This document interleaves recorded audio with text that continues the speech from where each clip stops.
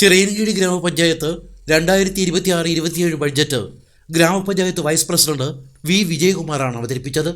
പ്രാരംഭ ബാക്കി ഉൾപ്പെടെ 50,28,72,630 രൂപ വരവും 49,31,41,40,800 രൂപ ചിലവും 97,24,630 രൂപ മിച്ചവും പ്രതീക്ഷിക്കുന്നതാണ് ബഡ്ജറ്റ്.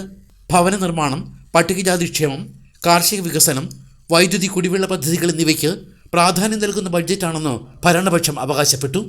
ഭവന നിർമ്മാണത്തിന് പ്രത്യേകമായ ഊന്നൽ നൽകുകയും ആരോഗ്യ മേഖലയ്ക്കും കാർഷിക മേഖലയ്ക്കും അതുപോലെ മൃഗസംരക്ഷണത്തിനും ശുചിത്വ മേഖലയ്ക്കുമൊക്കെ പ്രാധാന്യം നൽകിക്കൊണ്ടും പട്ടികജാതി മേഖലയ്ക്ക് കൂടുതൽ തുക 1,58,00,000 രൂപ മാറ്റിവെച്ചുകൊണ്ടും യുവാക്കൾക്കുള്ള തൊഴിലവസരങ്ങൾ സൃഷ്ടിക്കുന്നതിന് വേണ്ടിയിട്ടുള്ള ദാരിദ്ര്യ നിർമ്മാർജ്ജന കുടുംബശ്രീ മുഖാന്തരവുമുള്ള പ്രവർത്തനങ്ങൾ കൂടുതൽ തുക മാറ്റിവെച്ചുകൊണ്ടുമാണ് ഈ പ്രവർത്തനങ്ങൾ നടത്തുന്നത്.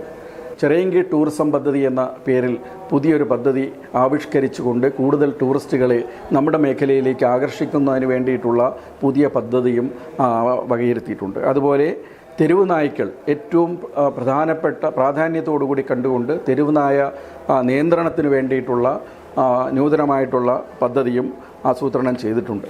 വികസനങ്ങൾക്ക് വേണ്ടിയിട്ട് കൂടുതൽ പദ്ധതികൾ ആസൂത്രണം ചെയ്ത് നടപ്പിലാക്കിക്കൊണ്ടാണ് ഈ ബഡ്ജറ്റ് ഇവിടെ അവതരിപ്പിച്ചിരിക്കുന്നത്.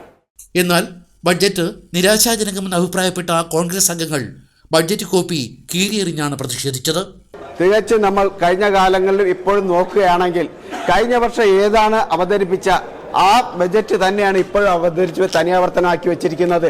നമുക്കറിയാം, അതായത് പഴയ വീഞ്ഞ് പുതിയ കുപ്പിയിൽ ഒഴിക്കുന്ന പോലെയാണ് ഇവർ ഇത് ചെയ്തത്. ഇവർ പുതിയ ഒരു ഭരണസമിതിയാണ്, അവർക്ക് പുതിയൊരു കാഴ്ചപ്പാടില്ല, വികസനമല്ല, ഇവരൊരു തട്ടിക്കൂട്ട് പരിപാടിയായിട്ടാണ് ഇവിടെ പോകുന്നത്. അതിനെതിരെയുള്ള പ്രതിഷേധമാണിത്. പ്രധാനമായിട്ടും മത്സ്യമേഖലയെ പൂർണ്ണമായി അവഗണിച്ചുകൊണ്ടാണ് ഈ ബഡ്ജറ്റ് തയ്യാറാക്കിയിരിക്കുന്നത്.